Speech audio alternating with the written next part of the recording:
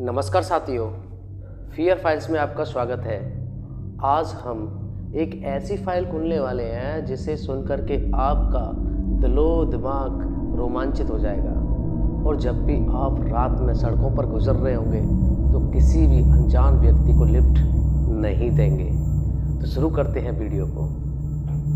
तो ये घटना है उत्तर प्रदेश के मथुरा ज़िले की। मथुरा ज़िले से वृंदावन को एक रास्ता जाता है जिसके चारों ओर घना जंगल है। अभी वर्तमान में वहाँ पर ऐसा कोई भी डर या आतंक नहीं है, लेकिन 90 के दशक में इसी सड़क पर जब ये सड़क जर्जर हुआ करती थी, बिल्कुल सुनसान हुआ करती थी, तो यहाँ पर एक सूटकेस वाली चुड़ैल का बहुत बड़ा आतंक था। और इस चुड़ैल के डर के मारे उस रोड पर कोई भी अकेला व्यक्ति नहीं जाता था। इसी के पास में एक गांव है। उसी गांव में एक व्यक्ति निवास करता था जिसका नाम था सुंदरलाल, और वह मथुरा में चाय की दुकान चलाता था। इस व्यक्ति का आना जाना उसी रोड से था, परंतु इस व्यक्ति ने पता नहीं कैसे उस चुड़ैल के बारे में कोई किस्सा नहीं सुन रखा था। तो ये बिल्कुल बेखौफ था, क्योंकि इसका सामना भी कभी उस चुड़ैल से नहीं हुआ था। लेकिन एक दिन सुंदरलाल की दुकान के सामने यात्रियों से भरी हुई बस रुकती है। उसमें बहुत सारे श्रद्धालु थे। अब वो एक एक करके सुंदरलाल की दुकान पर चाय पीने के लिए जाते हैं। सुंदरलाल का दिमाग एकदम खुश हो गया। सुंदरलाल को देखा, भाई आज तो कस्टमर पे कस्टमर आ रहे हैं, तो आज तो बहुत पैसा छापने वाला हूँ। सुंदरलाल पैसे छापने में लग गया और देखते देखते पता नहीं कब रात के 2 बज गए। जब श्रद्धालु अपने अपने बसों में चले गए तो उसे लगा कि अब मुझे घर चलना चाहिए। उस समय फ़ोन की व्यवस्था थी नहीं, इसलिए सुंदरलाल को लगा कि उसे घर जाना चाहिए और उसके बीवी बच्चे उसका इंतज़ार कर रहे होंगे। अगर शायद फ़ोन होता तो वो घर पर फ़ोन करके ये बता देता कि भाई आज मैं लेट हो जाऊंगा, और या फिर मैं आज दुकान पर ही सो जाऊंगा। परंतु ये दुर्भाग्य था कि उस समय फ़ोन थे ही नहीं। सुंदरलाल ने अपनी साइकिल उठाई और सुंदरलाल दुकान बढ़ा करके चल दिया।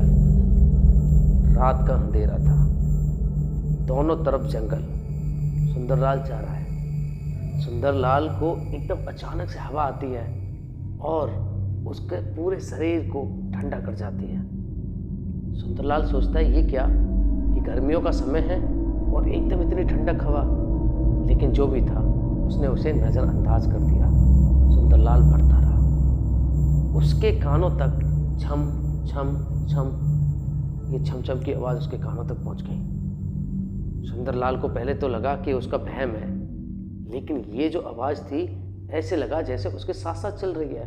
सुंदरलाल ने पीछे मुड़ के देखना चाहा, लेकिन सुंदरलाल की आत्मा ने मना किया, ना पीछे मुड़ के मत देखना।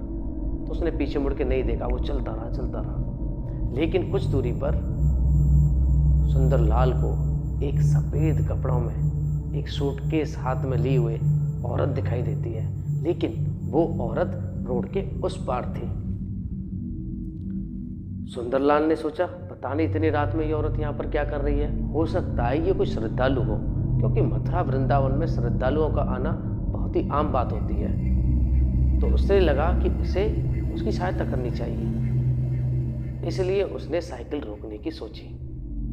सुंदरलाल ने जैसे ही साइकिल रोकी, तभी वहाँ पर एक ट्रक वहाँ से गुजरता है। रोड के उस पार वो चुड़ैल है, सुंदरलाल इधर है, बीच में से रोड गुजरती और उस रोड पर एक ट्रक जाता है। तभी सुंदरलाल क्या देखता है कि जैसे ही वो ट्रक चला जाता है, उस पार खड़ी हुई जो औरत थी वो गायब हो जाती है, उसे वो नहीं दिखती। सुंदरलाल का दिमाग छगरा गया। सुंदरलाल ने कहा कि ये क्या ड्रामा है भाई, उसे कुछ ठीक नहीं लगा। सुंदरलाल ने कहा कि भाई यहाँ से चलना ही उचित है, इसलिए सुंदरलाल वहाँ से साइकिल चला करके तेज भाग आया। बीच जंगल में से उस गांव का रास्ता था। सुंदरलाल के दिमाग में वो छम छम छम छम छम की आवाज़ अभी भी गूंज रही थी, हालांकि चारों तरफ कोई नहीं था। सुंदरलाल को पसीना आने लगा। सुंदरलाल ने अपनी साइकिल तेज भगाई। कुछ ही पल में सुंदरलाल अपने घर पर पहुंच गया। उसकी सांसें तेज तेज चल रही थी और ऐसा लग रहा था जैसे कि किसी ने उसका पीछा किया है और सुंदरलाल तेज भाग कर आया है। उसकी पत्नी ने उसका हालचाल पूछा। उसने कुछ भी नहीं बताया। उसे लगा कि अगर वह अपनी पत्नी को बताएगा तो पत्नी खामखा चिंता करेगी, इसलिए उसने सारी बातें छिपा ली और वो नॉर्मल होकर के सो गया।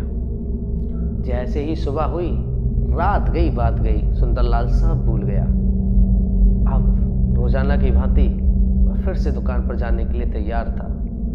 सुंदरलाल ने साइकिल उठाई और जल्दी जल्दी अपना लंच तैयार किया और अपनी पत्नी को आवाज़ लगा करके कहा कि मैं जा रहा हूँ दुकान पर, और दुकान पर चल दिया।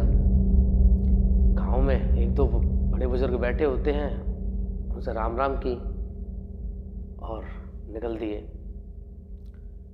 रोजाना की भांति उसने अपनी दुकान खोली। सब कुछ नॉर्मल था, सब कुछ ठीक था। पूरे दिन अच्छी खासी कमाई कर ली और रात को जब लौटने का समय हुआ तो सुंदरलाल ने साइकिल उठाई, लेकिन कल के दिन से आज थोड़ा जल्दी सुंदरलाल घर जा रहा था। सुंदरलाल कुछ भी ऐसा हादसा नहीं महसूस करता है और उस दिन सुंदरलाल रोजाना की भांति अपनी दुकान पर पहुंच जाता है, अच्छी खासी कमाई करता है और रोजाना की तरह अपनी दुकान बढ़ा करके घर आ जाता है। एक दो दिन बड़ा ही नॉर्मल गुजरा, कोई भी कुछ भी अनहोनी किसी को महसूस नहीं हुई। एक दिन सुंदरलाल के पड़ोस से एक बारात आगरा जाती है। जब बारात लौटती है तो उसी जंगल के रास्ते से लौटती है, रात्रि का समय होता है और तभी जो बस ड्राइवर होता है अचानक से अपनी बस को एक जंगल में घुसा देता है और बस पलट जाती है। उसमें बैठे हुए यात्री, या तो आप ये कहिए कि भगवान की सीधी निगाह थी जो बच गए, लेकिन पूरी तरह से चोटिल हो गए थे। कुछ लोग चोटिल होने से भी बच गए थे। जो लोग बच गए थे उन्होंने चोटिल लोगों को हॉस्पिटल पहुंचाया। और सुबह जब ड्राइवर से इस घटना के बारे में पूछा गया तो ड्राइवर ने कुछ ऐसा कहा कि मैं बस चला रहा था, अचानक मेरे आंखों के सामने एक औरत दिखाई देती है। उसके हाथ में सूटकेस था। मैंने उससे बचाने की कोशिश की, लेकिन जो औरत है वो बस की तरफ ही आ गई और मैंने और स्टीयरिंग घुमा दी और इतनी ज़्यादा स्टीयरिंग घुमा दी कि मैं उसे कंट्रोल नहीं कर सका और जो बस है वो जंगल में घुस गई। दोस्तों, ऐसा कहा जाता है कि उस समय वो औरत या तो लोगों से लिफ्ट लेती थी और जो भी व्यक्ति उसे लिफ्ट देने के लिए रुकता था सुबह उसकी लाश मिलती थी, या फिर वो वाहनों के सामने खड़ी हो जाती थी और ड्राइवर उससे बचाने के चक्कर में या तो खाई में अपने वाहन को घुसा देता था या फिर जंगल में। मतलब सीधा सिंपल ये था कि वो वहाँ पर सिर्फ मौत का तांडव कर रही थी। और उस बारात वाले दिन भी यही हुआ, लेकिन भगवान की सीधी नज़र थी कि सब लोग बच गए।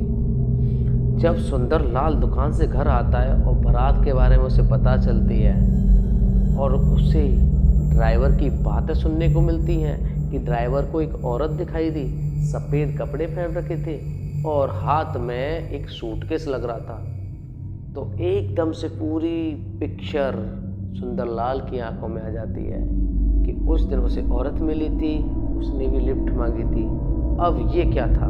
सुंदरलाल पसीना पसीना हो गया। सुंदरलाल की पत्नी बोलती है कि तुम्हें क्या हो गया, तुम्हारी सांसें इतनी तेज तेज क्यों चल रही हैं? तो सुंदरलाल बोलता है कुछ नहीं, मैं ठीक हूँ। लेकिन ये क्या? सुंदरलाल का रंग तो पीला पड़ने लगा, सुंदरलाल की हालत खराब होने लगी। इससे पहले सुंदरलाल कुछ समझ पाता, सोच पाता, सुंदरलाल की आंखें बंद होने लगी, उसे नींद आने लगी। सुंदरलाल एक गहरी नींद सो गया।